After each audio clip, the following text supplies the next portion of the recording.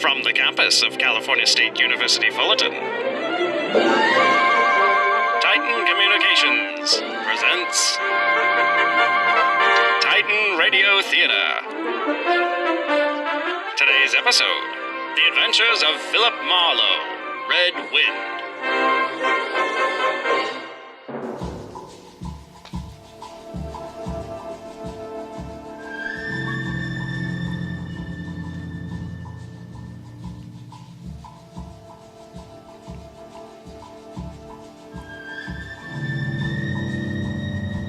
Lever Brothers Company presents the Pepsodent program, The Adventures of Philip Marlowe, starring Van Heflin. Now, families all over America have named their favorite toothpaste, new Pepsodent with Irium, new fresh-tasting Pepsodent with the new cool minty flavor. It's 3-1, favorite over all other toothpastes. Get new Pepsodent toothpaste for your family right away.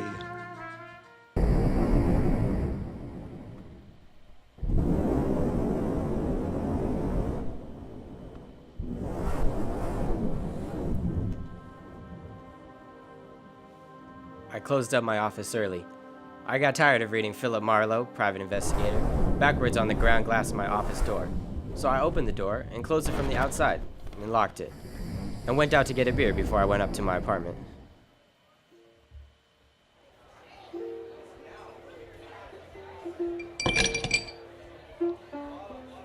Fill up again, Mr. Marlin? Marlowe. Marlowe? Marlin is a fish. Yeah, I know. Hey, you bartender, give me another ride. That drunk again. What'd you expect in this business? Autograph hounds? Make it snappy, you hear? Be right with you, sport. I gotta draw this man a beer. For crying out loud, these stumblebums who come in here. You got another customer, Butches. Ed, you seen a lady in here lately? A lady? Tall, good-looking brown hair, a prim bolero jacket, and a blue silk dress. No, sir, nowhere like that's been. All right. Straight Scotch, fast. I left my engine running out there. Yes, sir. This slick-looking, sarcastic guy stepped up to the bar and drank his scotch, whole. Then he stopped. The drunk was grinning at him. And then, without changing his grin, the drunk swept a gun from somewhere so fast it was just a blur coming out. Made a couple of hard snaps, and then a little smoke curled. Very little.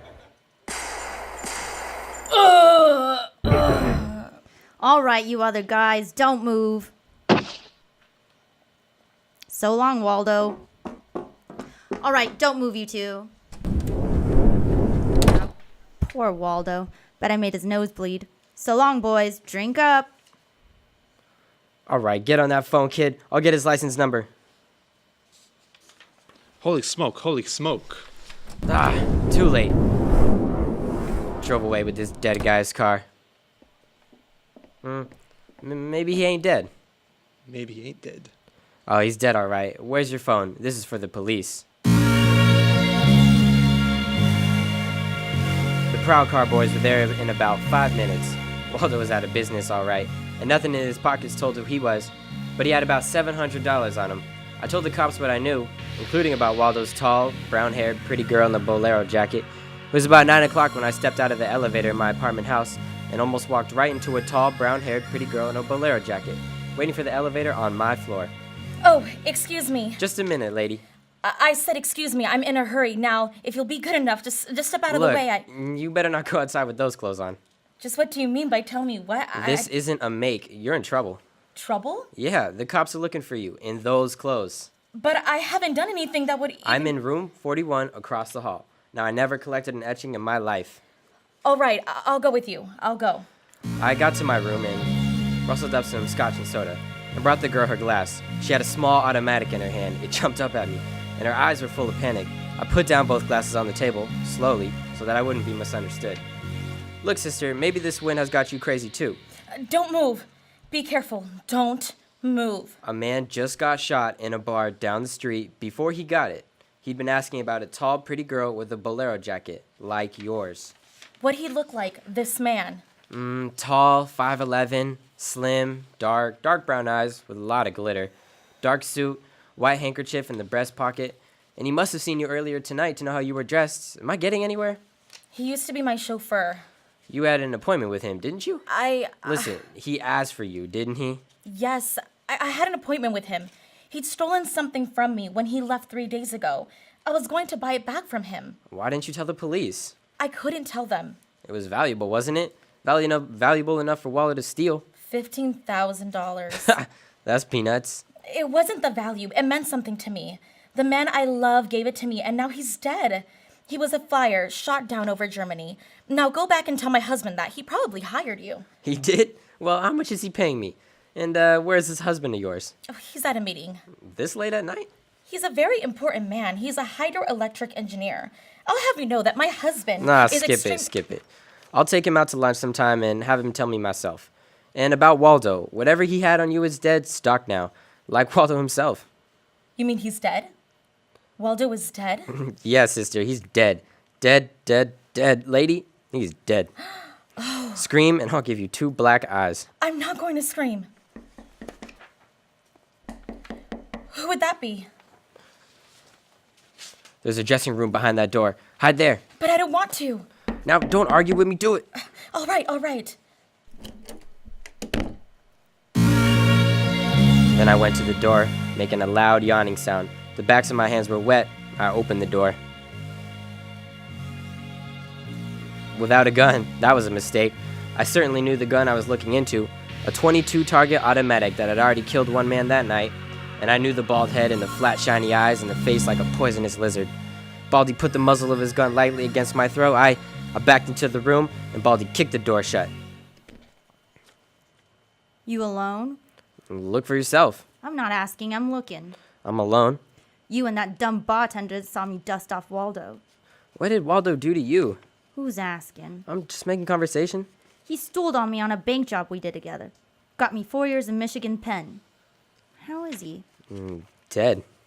I'm still good, drunk or sober. Tell me why I came here, pal. You heard the barkeeper and me talking. I told him my name, where I lived. That's how, pal. I asked why. Nah, skip it. The hangman will ask you to guess why he's there. You're pretty tough, you know that? But you're slamming off, pal. Alright, but you could get that gun out of my neck and try somewhere else. Oh yeah, sure. Is that better? This suit you all right? Just so it isn't my neck. Say when, pal. It's your party. I leaned against the gun. The door of the dressing room showed a crack of the darkness. The crack widened. I began to shake a little. The girl came quietly into the room, but there was white all around her irises. She was scared. She had her gun in her hand, but I was sorry for her. Dead sorry. If she tried to make the door scream, either way it'd be curtains for the both of us. You scared, mister? You worried about any little thing? I couldn't talk. The girl floated in the air somewhere behind Baldy, and her horrified face was drifting towards us. My mouth was as cold as dry as yesterday's toast. Well, kid, how's it feel? You ready yet? Go on, say the word. Well, don't take all night about it. If you're gonna do something about it. Why not, pal? I like this. Well, suppose I yell. Go ahead. Yell. Go ahead. Put your hands up. Hey, look! Oh.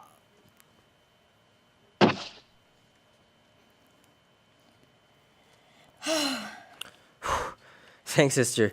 Thanks. That buys me everything I have is yours, and now and forever. Is he dead? You flatter me no end, lady. I only punched him. All right, now get out of here while I call the cops down on this killer. Yes. Good night. Hey, Good night. wait. Leave that bolero jacket here. It marks you for the cops. Oh, yes, here. So, see you again? Why? Oh, I don't know. Nah, I guess not. After all, who am I to be the rival of a dead flyer? I'll see that police get Jesse James here. Good night, lady.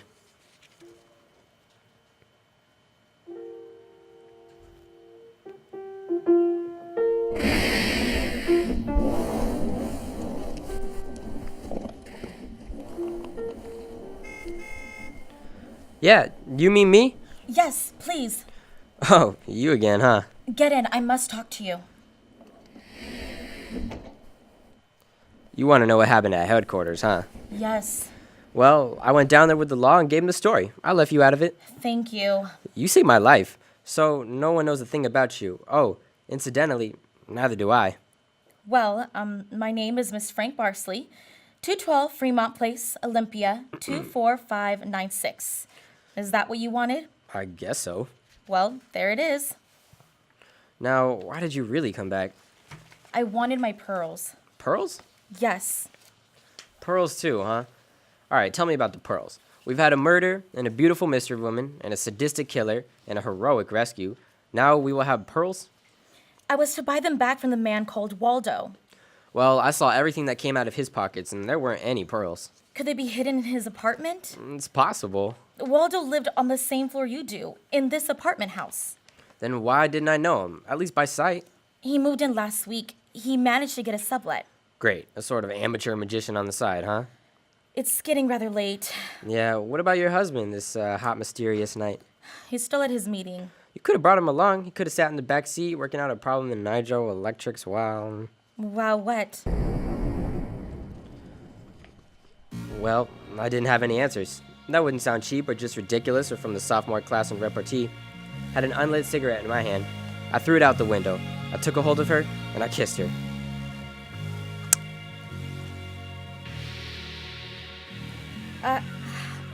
I meant you to do that.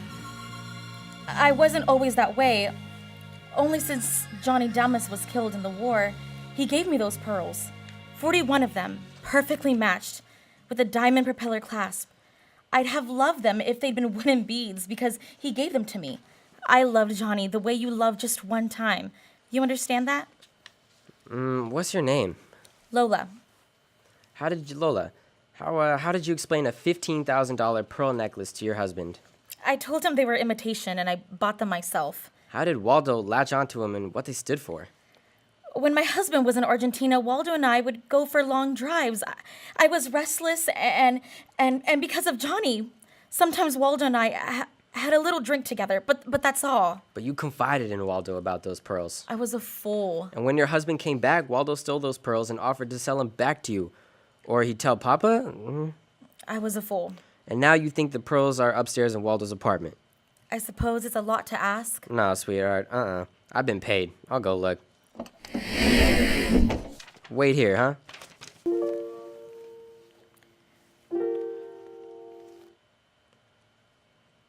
Was I gone long, Lola?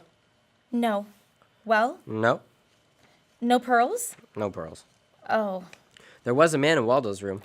A man? Who? Do you know a man named Leon Valsones? Not by name. I don't know him. Mexican, South American, about 45. Small, iron gray hair, very neat. Fawn-colored suit, wine-colored tie. No, I don't think I know such a man. Was he the one in Waldo's room? Yeah, What does he have to say? very little. In fact, nothing. He's dead. I sat with Lily Barsley in her car listening to that jittery, infuriating desert wind gallop around in the midnight streets. I just told her about the Latin-looking man I'd found in Waldo's room in a very dead condition. I held her hands until they stopped trembling. Then I gave her the few remaining details. He had a gun in his shoulder holster, but someone had strangled him before he could use it. Someone? Waldo? Maybe. You see that convertible coupe 2 cars ahead of us? It's been there for hours. It was there before I parked here to wait for you. Leon, the man in Waldo's room, came in that car. But according to the key containers he carried, that isn't his car. Whose car is it? Does it matter? Well, it belongs to a lady, according to the tag on the keys. A lady? Well, anyway, a woman, if you're gonna split hairs. Eugenie Kolchenko. In West Los Angeles? Never heard of her. Uh-huh. Alright, well, you go home now, yeah? What are you going to do? Drive that flossy convertible around, wave at my friends, impress people. You run along now. Me, I've got another date.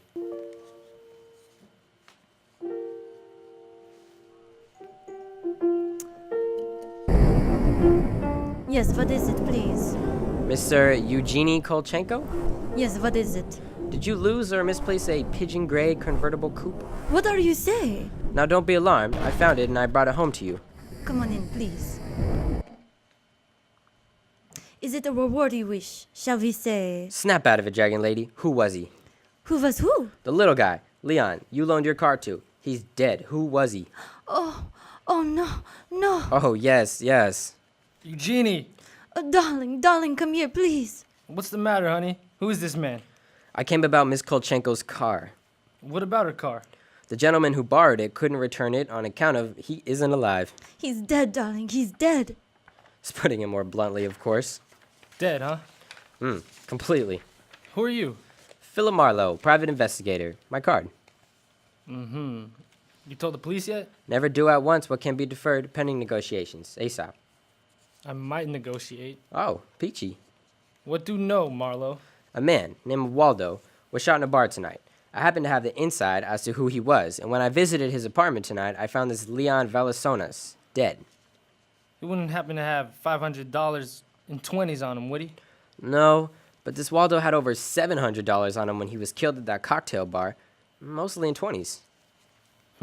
Is there a basis there for negotiations yet? Very well, Marlowe. I'm a married man.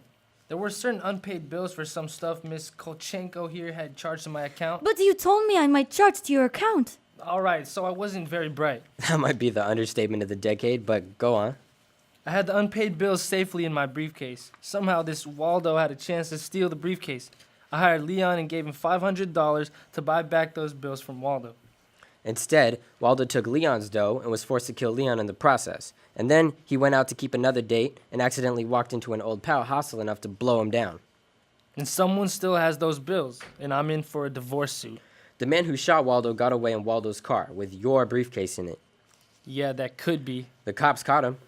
Oh, then the police have the briefcase? Maybe, but the police aren't interested in solving crime, not in tossing mud for the benefit of sensation eaters. Look, I've got a friend or two at headquarters. Let me see what I can do. It's worth $500 to me. Well, that's what it'll cost you. Well, good luck. And thank you, Mr. Marlowe, Philip Marlowe, remember? My name's Frank Barsley. Bars. Oh, What does that mean? the big hydroelectric engineer. Yeah, how'd you know? My voices tell me. Who? Darling, this man is manifestly insane. It's the heat, Miss Kolchenko. It's the Santa Ana. It's the desert wind. May I use your telephone? Someday I must tell you about Ibarra, salt of the earth. Ibarra. Detective Lieutenant over at Central Homicide, I phoned Ibarra from Miss Kolchenko's house and told him where he could find a well-dressed cadaver named Leon, and furnished a few small details. I gave Ibarra time to check my tip, and then I went down to see the good lieutenant and told him why I'd been up in Waldo's room only to find Leon instead of a certain lady's string of pearls. Pearls, huh? Well, I thought Waldo might have them up there. Whose pearls were they? A lady's. Go on. Or they might have been in Waldo's car that Waldo's killer drove away in. Yeah. Well, wait, yeah. They might have. Also, a batch of unpaid bills charged to the account of a certain Frank Barsley. Yeah. Uh-huh. Well, now the police aren't interested in domestic scandal. They want to prevent or to solve crime, right? So? So I've got $500 for the police fund if those pearls and those bills are returned to their rightful owners. Quit. You're kidding. No. It's a valuable necklace. Yes? There's your necklace. That's it. 41 pearls, perfectly matched, diamond propeller clasp. That's it. That's the one. Take it away, Marlowe. On the level? Just tell me straight what it's all about. All I ask. Sure. Well, this Waldo was blackmailing a wife with the pearls, and her husband with the bills. Guy by the name of Barsley. Well, Barsley sent Leon to get the bills from Waldo. Instead, Waldo killed Leon, and then stepped out and happened to get shot by that guy at the bar.